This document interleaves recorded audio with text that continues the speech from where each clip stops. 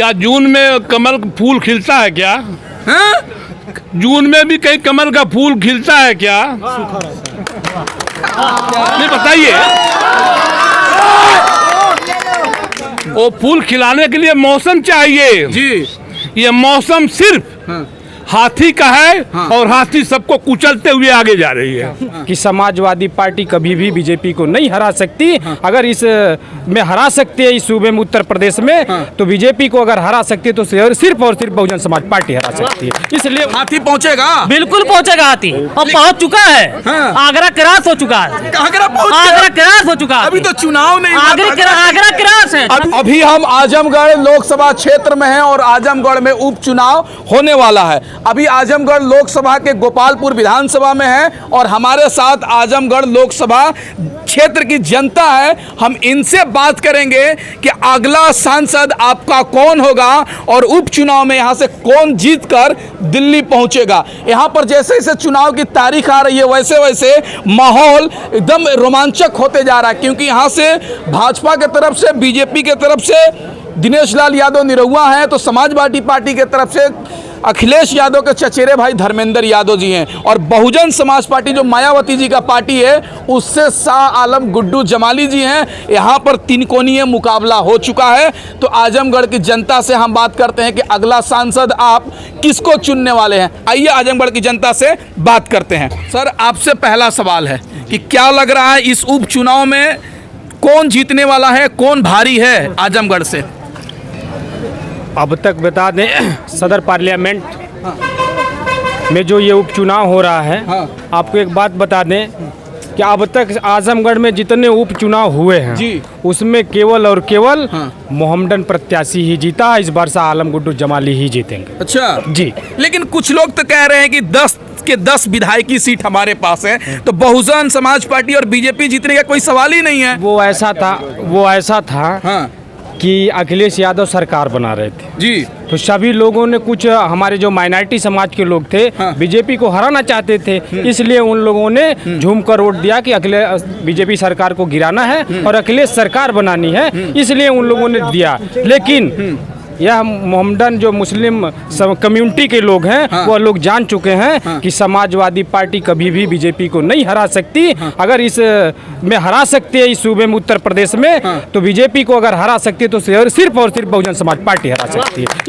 इसलिए हमारे साथी, माइनॉरिटी के साथी पूरा मूड बना लिए हैं कि हमको अगर बीजेपी को शिकस्त देना है, उसकी तानाशाही को खत्म करना है, तो सिर्फ एक ही पार्टी है, बहुजन समाज पार्टी, जो उसकी तानाशाहियत को खत्म कर सकती है। सर, 2 महीना पहले विधानसभा का चुनाव हुआ जिसमें बहुजन समाज पार्टी पूरे उत्तर प्रदेश में 1 सीट जीती है, तो लोकसभा कैसे जीतेंगे आप? जो आप हमारी 1 सीट का बात कर रहे हैं कि हम नहीं कर रहे, ये विरोधी लोग कह रहे हैं, लेकिन हमारा जो जनाधार है जी, हमारा वोट प्रतिशतता है थोड़ा सा कम हुआ है, लेकिन ऐसा नहीं है कि पार्टी के जनाधार खत्म हो गया। पार्टी के जो पार्टी का जनाधार है बरकरार है, और हमारे लोग जो भी ये पार्टी के साथ जुड़े हुए हैं, तन मन धन से जुड़े, उसी जोश खरोश के साथ इस उपचुनाव को भी हम जीत के दिखाएंगे जैसे पहले हम लोगों ने जीता था। लेकिन निरहुआ तो कह रहे हैं कि यहाँ पर हाथी साइकिल कुछ नहीं चलेगा, आप कमल खिलेगा। निरहुआ तो कह रहे हैं ऐसा है। अगली बार वो विधि के विधान को ही बदल रहा था। अच्छा। उसकी बात क्या करेंगे, वो तो थोड़ा हाफ लगता है हमको निरहुआ, और वो जबरी वो लड़ नहीं रहा है। वो तो अगली बार भी डर के भाग रहा था, लेकिन कुछ लोग रहे उसके पार्टी के लोग, उन्होंने कहा नहीं चलो निरहुआ हम तुमको सपोर्ट करेंगे। उस पे भी नहीं आया, तो किसी ने कहा कि वो ड्यू का प्रचार देखा कि डर के आगे जीत है, तो उसने ड्यू पिया और आ गया लाइन में कि हम भी लड़ेंगे। लेकिन उसने फिर भी उसको शिकस्त मिली और यहाँ से चला गया। उसको नाचने गाने के अलावा और कुछ नहीं आता। राजनीति तो बहुत दूर है। क्या होगा आजमगढ़ में? कमल खिलेगा, साइकिल चलेगा या हाथी दौड़ेगा? यहाँ सिर्फ हाथी का चिघाड़ मचेगा और हाथी ही जीतेगी, जिसपे सवारी शाह आलम गुड्डू जमाली साहब करेंगे। अच्छा सर, आपसे हम सवाल करना चाहेंगे। दिनेश लाल यादव जो भोजपुरी के स्टार हैं और भाजपा के उम्मीदवार है, वो कह रहे हैं कि मोदी जी देश में प्रधानमंत्री हैं, योगी जी मुख्यमंत्री है। अगर हमको आप सांसद बनाते हैं तो आजमगढ़ का विकास होगा, इसलिए हमको वोट दीजिए। क्या जून में कमल फूल खिलता है क्या? जून में भी कहीं कमल का फूल खिलता है क्या? नहीं बताइए। वो फूल खिलाने के लिए मौसम चाहिए जी। ये मौसम सिर्फ हाथी का है और हाथी सबको कुचलते हुए आगे जा रही है। अब पूछिए कैसे? कैसे? मुसलमान जो कल तन मन धन के साथ साइकिल के साथ था और आज साइकिल मेरा बोझ उठाने के लिए तैयार है नहीं, मैं बैठता हूँ पंचर हो जाती है, क्या करूँ? दो हाथी हो गई, साइकिल गई जी। और दलित और मुसलमान दोनों हाथ मिला लिए हैं। दोनों का जो जोड़ होता है वो 1-2 नहीं 33% होता है। 26% वाली हुकूमत बनती है और हम तो 33 हो रहे हैं। ईमानदारी के साथ कहाँ से साइकिल चलेगी, कहाँ से कमल खिलेगा, बता दीजिए हमको। लेकिन कुछ लोग तो कह रहे हैं कि बहन मायावती जी कहाँ मैदान में है, घर में बैठी हुई है। ये लोकतंत्र है जी। सबको आजादी, कुछ भी कह लो जी, उसमें कोई किसी को मना नहीं करता। कल कोई कह रहा था कि नचनिया आ गया, इसको क्यों वोट कर रहे हो? उसने कहा कि अपनी बहू क्यों नचनिया बना लिए। ये सब गलत बातें हैं, ये सब हम नहीं करते। सिर्फ हम ये देखते हैं जनता क्या चाहती है और जनता आज हाथी के साथ है। दलित और मुसलमानों का गठजोड़ है। मैं इस पार्टी का उत्तर प्रदेश का नायब सदर हूँ आज की तारीख में जी। लेकिन यहाँ हम जमाली साहब के समर्थन में है। डॉक्टर मसूद को लेकर मैदान में रात दिन रह रहे हैं। वसीम खान जिंदाबाद और जीत सुनिश्चित है, जीत सुनिश्चित है। हम पार्टी के न होके भी सिद्धांतों के बुनियाद पर गुड्डू जमाली के साथ में है और तन मन धन के साथ हैं। हम जीत सुनिश्चित करके ही यहाँ से लखनऊ जाएंगे। अच्छा जी आप। लेकिन कुछ लोग कह रहे हैं कि जमाली साहब विधायक रहे 10 साल मुबारकपुर का, कुछ नहीं किए हैं, तो सांसदी जीत के क्या करेंगे? ऐसा है कुछ लोग अगर पागल हैं तो उनको गोरखपुर भेजो ना, उसका इलाज हमारे पास नहीं है। हम डॉक्टर नहीं, वो पागल हैं। अच्छा, जो ये कह रहे हैं जो ये कह रहे हैं उनके दिमाग का फतूर है, ये सच्चाई उससे कहीं दूर है। सर एक चीज और जानना चाहेंगे। कल हम आजमगढ़ में थे, एक चाय दुकान पर थे, तो कुछ भाई कह रहे थे कि देखिए दोनों जो है बाहरी है और एक लोकल नेता है, इसलिए हम लोकल नेता को चुनेंगे। तो क्या बाहरी और लोकल इस चुनाव में चलेगा क्या? 100%। आजमगढ़ किसी को निवासा देने को तैयार अब नहीं है। ये आजमगढ़ का लाल है, ये जीतेगा। आजमगढ़ की धरती है, लाल ही जीतेगा और जमाली साहब ही जीतेंगे। अच्छा। कोरोना काल में इतना बड़ा अखिलेश सांसद थे और सीएम भी थे, कोई काम किए थे?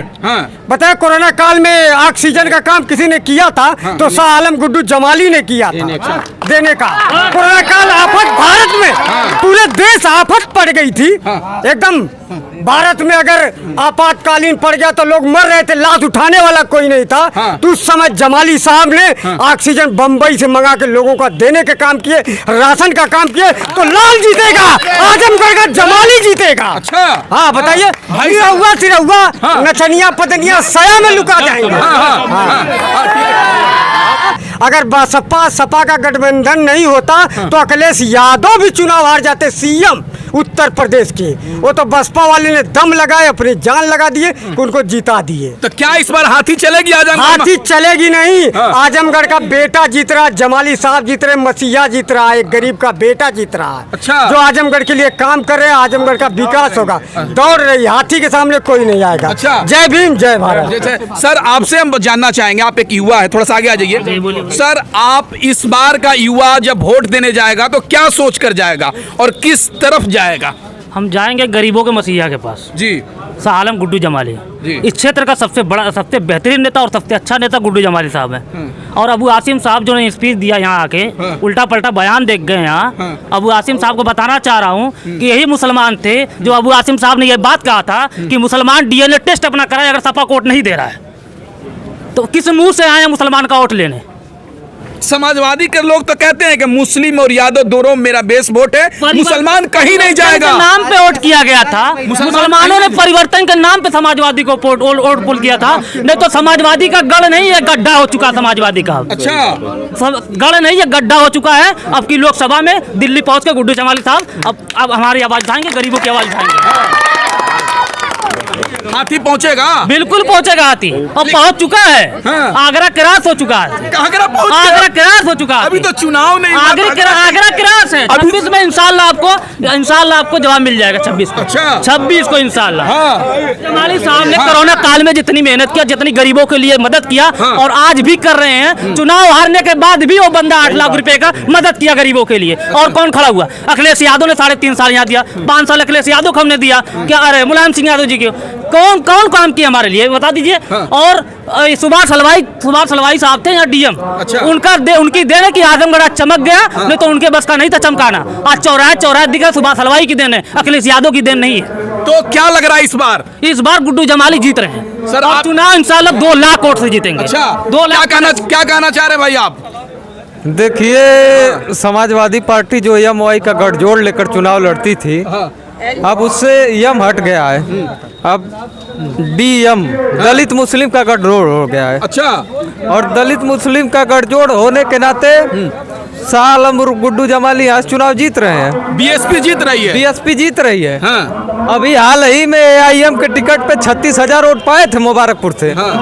और 50,000 बहुजन वहाँ पाई थी। हाँ। 90,000 वोट तो मुबारकपुर और मेहनगर लेकर 1.5 लाख उठ रहे हैं। हाँ। और उसके बाद गोपालपुर, सदर और सगड़ी, तीनों का मिला के लीजिएगा तो 3.5 लाख वोट गुड्डू जमाली पा रहे हैं। और कम से कम 50,000 वोटों से यहाँ निर्वाचित हो रहे हैं। अच्छा, जीत रहे हैं यहाँ से हाथी? जीत रहे हैं। आप समीकरण बैठा लीजिए। यहाँ मुसलमानों की जनसंख्या के हिसाब से हम बात कर रहे हैं। दलित मुस्लिम का गठजोड़ हो गया, इससे यहाँ हाथी निकल रही है। आप क्या कहना चाह रहे हैं भाई साहब? मैं ये कहना चाहता हूँ कि यहाँ पर गुड्डू जमाली जो है चुनाव जीत चुके हैं आज की डेट में। हाँ। और गुड्डू जमाली जी को हम लोग 26 तारीख को पार्लियामेंट में भेजने का काम करेंगे, क्योंकि समाजवादी ने जितना मुसलमानों का ठगने का काम किया है उतना किसी और सरकार ने नहीं किया है। समाजवादी कहती है मुसलमान हमारा बेस वोट है, तो उसके बांधे गुलाम नहीं है मुसलमान। हाँ। मुसलमान बांधुआ गुलाम नहीं है। अब मुसलमान भी सोच समझ कर वोट देंगे और इस मौका गुड्डू जमाली को पार्लियामेंट में भेजने का काम करेंगे। सर, आप क्या कहना चाहेंगे? आपके शहर में उपचुनाव हो रहा है। मेरा नाम है सलमान खान, पूर्व शासन मंत्री शिवली कॉलेज। ये जो चुनाव है, ये आजमगढ़ बनाम बाहरी चुनाव। अच्छा। ये यहाँ की जो जनता है, किसी भी धर्म किसी भी जात की हो, सब जमाली साहब के साथ है। अच्छा। इसका कारण यह है कि जो यहाँ के सांसद थे अखिलेश जी, एक बार भी नहीं आए। और कोरोना में जमाली साहब ने बड़ी मेहनत की। भाई बात सुनिए, बहुत ज़्यादा गरीबों को गल्ला वगैरह जो भी चीज़ थी, फिर भी उनको ये इल्ज़ाम लगाया जा रहा है कि जमाली ने कुछ नहीं किया। लेकिन बड़ी खुशकिस्मती की बात है कि आजमगढ़ की जनता किसी भी समाज किसी भी धर्म को तोड़ के ये कह रही है कि मेरे धरती का लाल है, हम इसको जिताएंगे। और गुड्डू जमाली इतना काम किए, उसके बाद भी ये इल्ज़ाम लगाते। किसी शायर ने कहा है कि चमन को छांव देने में कुछ पत्तियां झड़ गई होंगी। यही इल्ज़ाम था मुझ पर बेवफाई का। सब तो अब यहाँ कोई लड़ाई नहीं है। यहाँ हर धर्म के लोग, हर जाति के लोग जमाली साहब के साथ हैं कि अगर जीत जाएंगे तो हम यहीं आजमगढ़ मिल लेंगे, हमको सफाई और नहीं जाना पड़ेगा। और बहुत काम किया उन्होंने। और देखिए, ये मीडिया की बड़ी बदकिस्मती है। मीडिया के लोग हमसे जब जनता में जाते हैं तो धर्म की बातें पूछते हैं। मीडिया को यह चाहना चाहिए जनता से कि उस नेता से सवाल करो, आपने देश के लिए, आप जनता के लिए क्या विकास किया। जमाली साहब एक वर्ग विशेष के नेता नहीं है, ये पूरे आजमगढ़ जिले की जनता के नेता हैं। और हर इस पर क्या आजमगढ़ में हाथी चलेगा, कमल खिलेगा या साइकिल चलेगा? अरे भाई, हाथी चुनाव जीत गई है, बस काउंटिंग की देरी है।